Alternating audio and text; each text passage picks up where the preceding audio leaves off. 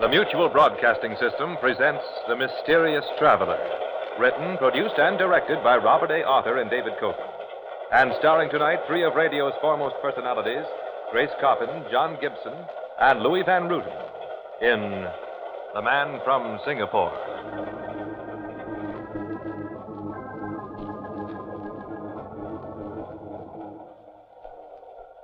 This is the Mysterious Traveler, inviting you to join me on another journey into the realm of the strange and the terrifying.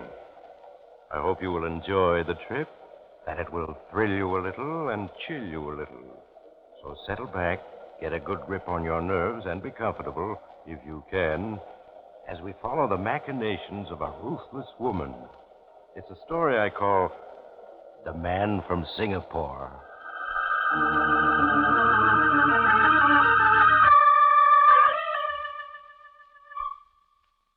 My story begins in the San Francisco offices of the John Bates Importing Company. In a large, well-furnished office, Horace Riker, a junior partner in the firm, sits behind his desk, staring unbelievably at a letter which he holds in trembling hands. He reads the letter a second time, then agitatedly turns to the intercom box on his desk. Blanche, come in my office at once, please.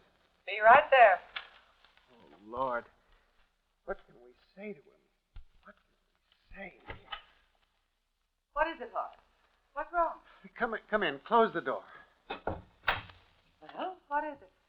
Blanche, this airmail letter I just received. He's coming back. Who is? You mean Bates? Yes, John Bates, our senior partner. After 25 years in the Far East, he's coming back. Flying? Yes, he's leaving Singapore this Thursday. He'll be here a week from today. Leaving Singapore Thursday. Yes. Blanche, how can you stand there so calmly? Do you realize what John Bates will do when he finds out? $100,000. That's how much I'm short. Horace, get hold of yourself. I took the money for you. You've got to help me. Bates will send me to prison if you don't, and they'll make you give everything back. They'll never get anything back. Never. The house, the car, the money. I'm keeping it. You've never met Bates. He's a vindictive man. He'll send me to prison, and you too, if he can. Oh, no, he won't. He isn't sending anyone to prison. He isn't? What'll stop him? I always knew that someday he'd return to this country. That this moment would come. And now it has. Yes. Now it has. I've had a long time to think it over. And there's only one thing we can do. What's that? John Bates is never going to reach San Francisco. What? He's going to vanish in Hawaii. Vanish in Hawaii? What are you talking about? He's leaving Singapore Thursday. He'll be in Hawaii Saturday evening, and we'll stop there overnight. You and I will be in Hawaii when he gets there. What for? I've told you. He's going to remain there. He's never going to reach San Francisco. Blanche, you mean... No. Oh, no. I'll have no part of it. Would you rather go to prison for 15 years? But murder... Yes, murder. We're living in a jungle where we have to kill or be killed. The sooner you get used to the idea, the better. I stole, Blanche, but I won't commit murder. I can't. You can, and we will. We're in this thing together to the end. But, Blanche, There are no buts. You'll do exactly as I say. Just think, Horace. Once Bates is gone, this company will be really ours. He hasn't any relatives. There's no one who will come forward to make trouble. It's wrong. It's wrong. It isn't wrong. It's only wrong if we fail. And we aren't going to. Now, you and I are flying to Hawaii on Friday under assumed names. And we're going on different flights. I want you to shave off your mustache, dye your hair, get yourself a pair of heavy black rim glasses. Yes, Blanche.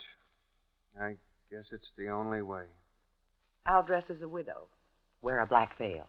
Well, won't people wonder where we are while we're gone? We'll tell them we're driving up to my mountain lodge for the weekend. There's no phone there. It's completely isolated. We'll fly to Hawaii Friday morning and be back in the office Monday afternoon. You've had this planned for a long time, haven't you? Yes. You should know by now, Horace, that I won't let anything or anyone stand in my way. I've loved you so blindly, Blanche, that I suppose I've never realized how ruthless you can be. And it's my ruthlessness that will save us. Now, here's the rest of my plan. You'll take the flight that leaves at dawn Friday. Now, when you arrive at Honolulu in the afternoon, you're to go to the Dorset Hotel. When you arrive, hire a car.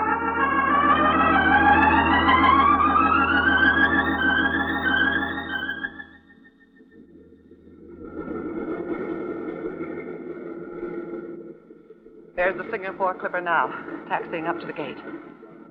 Bates will be getting out in a minute. Blanche, it's still not too late to change our minds, even if We've come to Hawaii for one thing, Horace, and we're going through with it.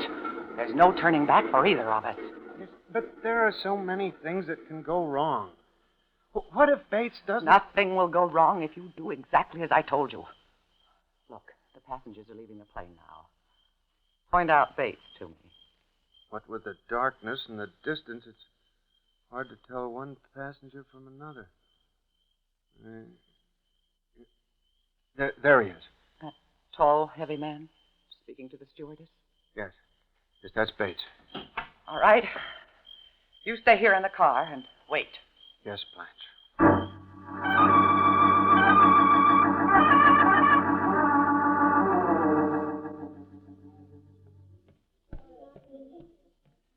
Pardon me. Mr. Bates? Why, yes? I wonder if I might have a word with you outside. Who are you? We've never met, have we? No, we haven't. My name is Vera Charles. I flew here to Hawaii with your partner, Horace Riker. Horace is here in Hawaii? Yes. As a matter of fact, he's waiting in a car parked just up the avenue. If we can step outside. Very well. What's Horace doing here in Honolulu? Well, perhaps it would be better if Horace told you. It isn't a very pleasant story. Just who are you, Miss Charles? I'm Horace's fiancée. Oh, I see. I suppose I should offer my congratulations, but at this point, there are a great many things that need clearing up. Horace will explain, Mr. Bates. Where's the car? Right up ahead, that black one. Oh. There's Horace in the back of the car. Oh, yes, I see. Hello, John. Horace, now what's all this about? It's quite an involved story, John. Will you get in the car? Thank you. Oh, I think you'll be more comfortable in the front, Mr. Bates. The suitcases in the back will be in your way. Very well. Now get to it. What's happened? You remember when I was in Singapore last year, I told you about the office manager I'd hired, Blanche Werby. Yes. You said she was a very efficient woman. What about her? Well, she's absconded. Absconded? Yes, with $40,000 of the firm's money. What? Yes, Mr. Bates. She took the money Wednesday. Through sheer accident, Horace learned that she had flown to Hawaii under an assumed name. My word. Horace decided not to waste a moment. Yes? Horace decided not to waste a moment, but to take action. What action? Really, Miss Charles? I thought you were never going to hit him. Now, let's get going.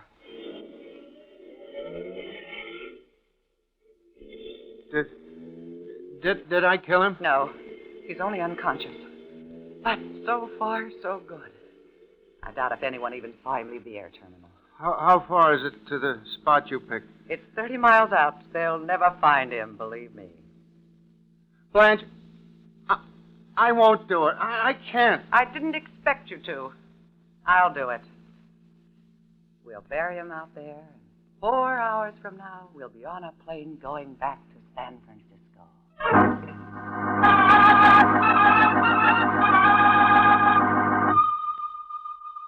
Yes, Blanche, there's no question in your mind as to what has to be done, is there? John Bates dies just as you've planned and is buried in a lonely grave on a Hawaiian mountainside After all, identification has been removed. Then you and Horace drive back to the airport. He returns the rented car, and as two utter strangers, you board a plane for San Francisco.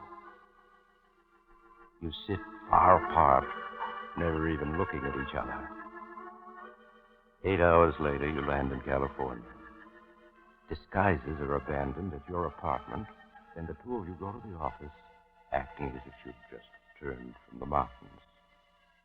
As you enter Horace's office, he sinks despondently onto the couch. Get hold of yourself, Horace. It's all over. I admit it was quite a strain, but it's all over now. But the police. What about them? Bates' plane is due to land this afternoon at 4. When he doesn't turn up here at the office, we'll start making inquiries. In the end, we'll turn to the police. They'll establish that he reached Hawaii and disappeared. We have nothing to worry about. You're sure, Blanche? You're sure? Of course I am. With Bates dead, we don't have to worry about the books. They're in perfect order. And in time, we'll own the company outright. Yes, it's going to be nice. We haven't a thing to worry about. Not a thing.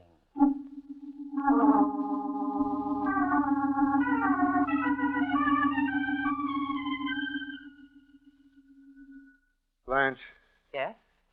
it's almost 6 o'clock. His plane was supposed to have arrived at 4. Shouldn't we call the police now? Certainly not. It's much too soon to become alarmed. Tomorrow morning at 11 or so, when Bates hasn't arrived, you'll call the airlines and make inquiries. The following day, we'll go to the police. All right, just as you say. Oh, relax, Horace. I'll do the thinking. Yes, Blanche. It's 6 o'clock. What about supper and some drinks at the club? Oh, fine. We can stand a little relaxation. I'll get ready. Someone came into the office. The staff have all gone. Perhaps one of them came back. I'll see. Can I help you? Yes. Yes, maybe you can. My name is Garrett. Fred Garrett. Well, come into my office, Mr. Garrett. Thank you. Now, what can I do for you? I said, what can I do for you? I don't like people who stare. Sorry. Haven't we met before? No. I always remember people with bad manners. You still haven't stated your business, Mr. Garrett? I'm looking for Mr. Bates, John Bates. Mr. Bates? We expect Mr. Bates in the office tomorrow morning. Oh. Well, then you've seen him, spoken to him? Why, no, not yet. His plane only arrived 2 hours ago. Oh. Well, the plane arrived, but Mr. Bates didn't. He didn't? You must be mistaken. We have a letter here from him that says that... He wasn't on that plane. I know. How do you know? I boarded that plane in Singapore with Bates. Sat beside him all the way to Hawaii. Got to know quite a bit about him after a while. Well, Mr. Garrett, if you say he didn't arrive this afternoon, then I suppose he didn't. Possibly he decided to spend a few days in Hawaii. You're wrong again. Wrong? Yes, because he told me he was in a hurry to get to San Francisco. In fact, we had tickets on the same plane. Adjacent seats. I see. What do you make of it? Well, this I do know. I left Bates in the air terminal in Hawaii to buy some cigarettes. When I turned to look for him, I caught sight of him going out the door with a woman. You're staring again, Mr. Garrett. Yes. You know something? What? The woman I saw Bates leave with, she looked like you. Well, that's preposterous. Why, Miss Werby spent the weekend at her lodge in the mountains. You don't say. We do say. I hope it stands up. What do you mean? Let's skip the preliminaries. I'm betting that if the police found out what I know, it would give them an entirely different slant on the whole disappearance. That weekend in the mountains wouldn't stand up. Blanche, if he... Shut up! How much? Swanky office you have here. How much? You know, on that plane trip, I managed to get quite a bit of information out of Bates. Told me he hadn't seen the States in 25 years. Alone in the world. No relatives. What are you getting at? The office force expects to see John Bates here tomorrow morning. Right? Well, they're going to. Oh, what are you talking about? What's the matter, Mr. Riker? Don't you recognize your partner, John Bates? No, that's a price we won't pay. Oh, now, let's not be too hasty. Look at it this way. If I'm John Bates, then John Bates can't be missing, which means there'll be no need to notify the police, start an investigation, which may end, well, who knows where. From the looks of this business, I'm sure there's enough for 3. No. I'm afraid I can't take that as an answer. Tomorrow morning at exactly 9:30 a.m., I'm going to walk into the reception room of this company. The rest will be up to you.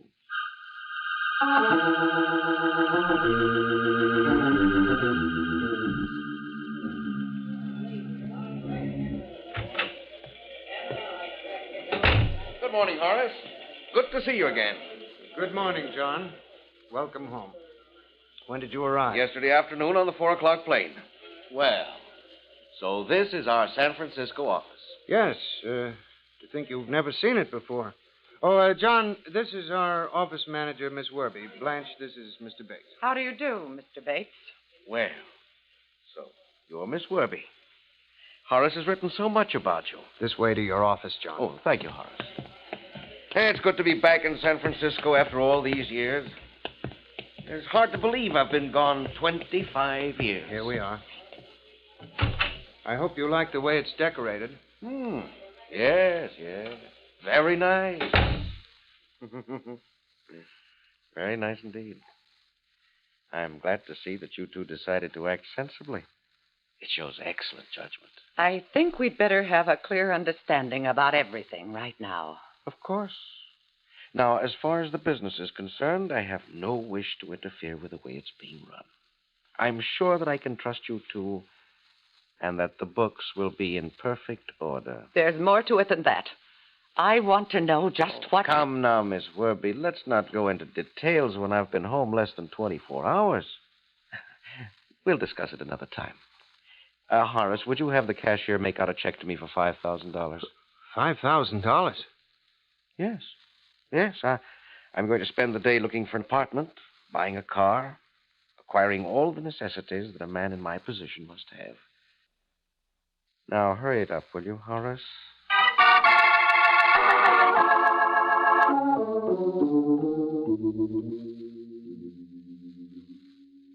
Blanche, why don't you stop pacing the floor and sit down? Have a drink. In 2 weeks, he's taken $17,000. Well, it isn't as though the business couldn't afford it. Oh, you fool. Where do you think it'll all end? He'll milk the business dry. Well, perhaps if you were to have a talk with him, point out... It'll take more than a talk. Oh, to have gotten rid of Bates and then have had this happen. Well, he isn't going to get away with it. Now, Blanche, there's no use... The second Mr. Bates is going to join the first. No. You think I'm going to let him blackmail me out of everything? Blanche, no. We were lucky the first time. This time, something's bound to go wrong. No, Horace. I'll take care of everything.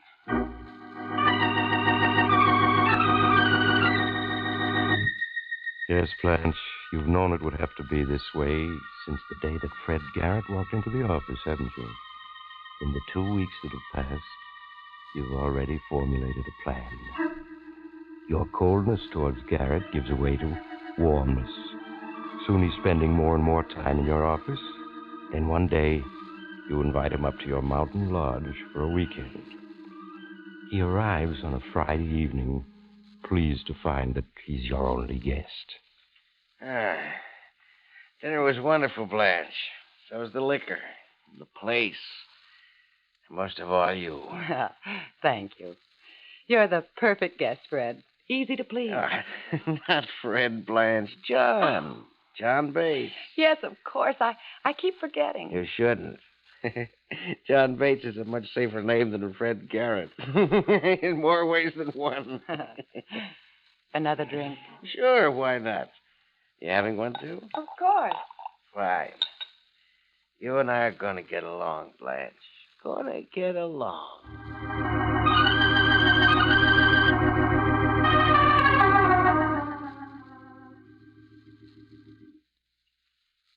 Fred? Fred. That's it. Fall asleep, Fred. Horace! Yes, Blanche. Is he out? He's dead to the world. I thought he'd never pass out. It's almost 1 a.m. The late hour makes it all the better. The road will be empty. Now, pick him up, Horace, and carry him out to the car while I get his suitcase. Yes, Blanche. He's real heavy. Hard to manage. He won't be for long, Horace. Not for long.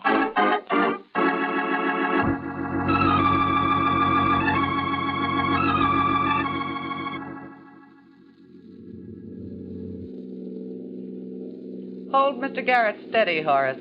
He's leaning on me. Yes, Blanche. We're almost there. Did you park my car where I told you to? Yes, it's hidden just off the road. Good. Well, we haven't passed a car yet. The mountains are really deserted at this hour. Well, what if one comes along? It isn't likely, but if one does, we'll see the headlights long before it reaches us. Here we are. Now, help me get him over here behind the wheel. That's what I'm doing. There. Good. Now, get out and come around here.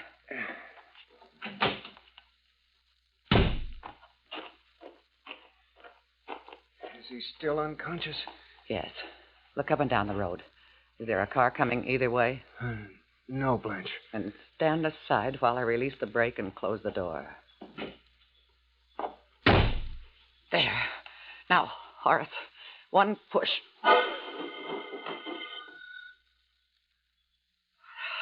There it's going. Look how fast it's picking up speed on the downgrade. It'll go off the road at the curve. There. It's going through the guardrail. There it goes over the cliff. That's what comes of drunken driving. Come on, Blanche. Your car's parked up the road behind those trees. Oh, no. We're going down the side of that mountain to make sure he's dead. But he must be. That was 100-foot fall. Maybe he is, but we're going down to make certain. But, Blanche, it'll take No us... buts! I've got to be sure.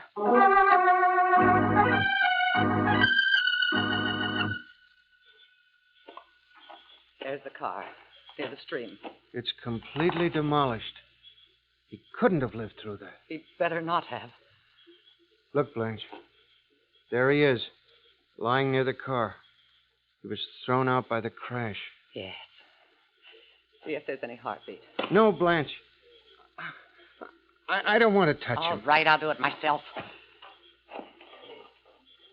Is he dead?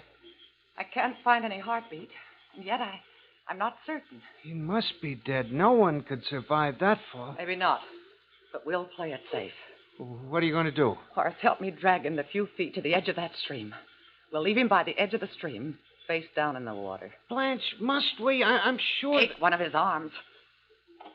That's it. Now, pull him along slowly. That's it. As if he'd called to the stream for water. There. His face is in the water. We'll wait a few minutes, and then we'll leave. What did I tell you, Horace? It's worked out perfectly.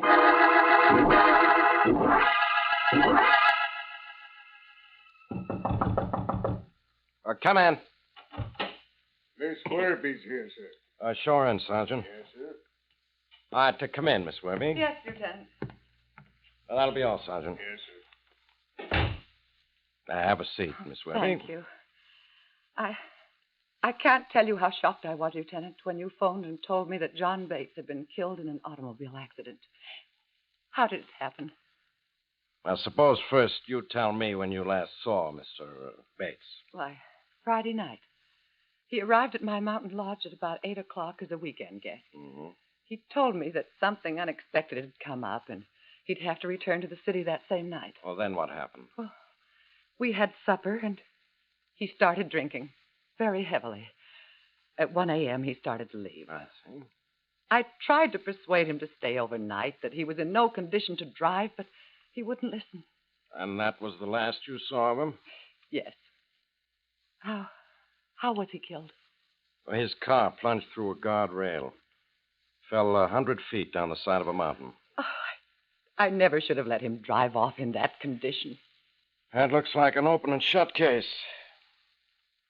Except for one thing. Yes? An autopsy was performed on Bates. Seems his neck was broken. He was killed instantly. Oh, I see. But there's one little thing. What do you mean? What we want to know is how could a dead man drag himself 6 feet to the edge of a stream? Why, I don't understand. Well, fortunately, we do. See, Miss Werby, we've been questioning Horace Riker for the past 3 hours. He's finally confessed to everything. No. He claims it was your idea from beginning to end. No, that isn't so. I had nothing to do with Riker it. claims you forced him into it. He's made a full confession. Looks as though you're it, Miss Werby. No. It was he who planned it all. You must believe me, Lieutenant. You must. He threatened to kill me if I didn't do as he told me. I see. Riker, in here. Blanche? Well, they've been questioning me for hours. Questions, endless questions. I told them we don't know anything about Mr. Bates' death. I told them. Then you didn't confess. No, Miss Werby, he didn't. We haven't been able to break him. But your confession will do. You tricked me. You tricked me. Yeah, but I wasn't the only one who tricked you. So did Fred Garrett. Fred Garrett. You know that he isn't John Bates? Yeah, we found out this morning he isn't. Garrett blackmailed you, didn't he? You were forced to accept him as John Bates because he knew you'd killed the real John Bates. Yes, he blackmailed us. He was bluffing you all the way. Bluffing? But he threatened to go to the police. Police? He'd hardly have done that. Why not? Fred Garrett was a fugitive. A fugitive? He was wanted by the Singapore police for murder.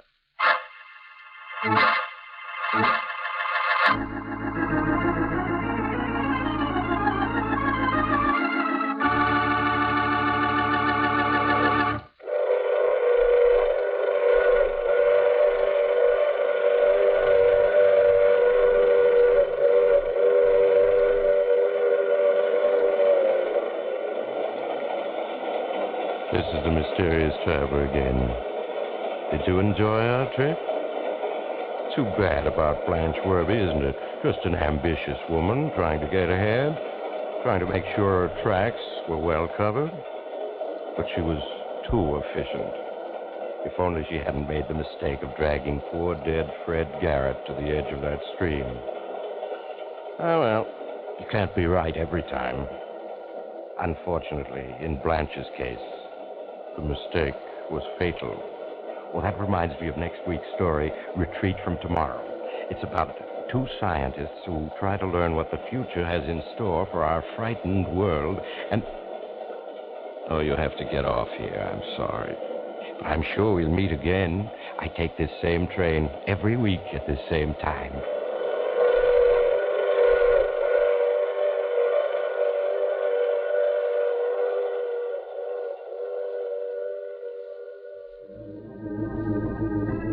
You have just heard The Mysterious Traveler, which is played by Maurice Tarplett. In the cast were Grace Coppin, John Gibson, and Louis Van Ruten.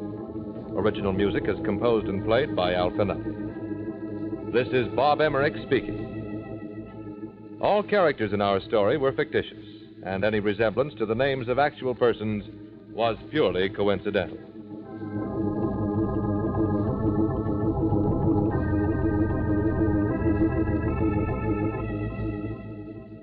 This is the Mutual Broadcasting System.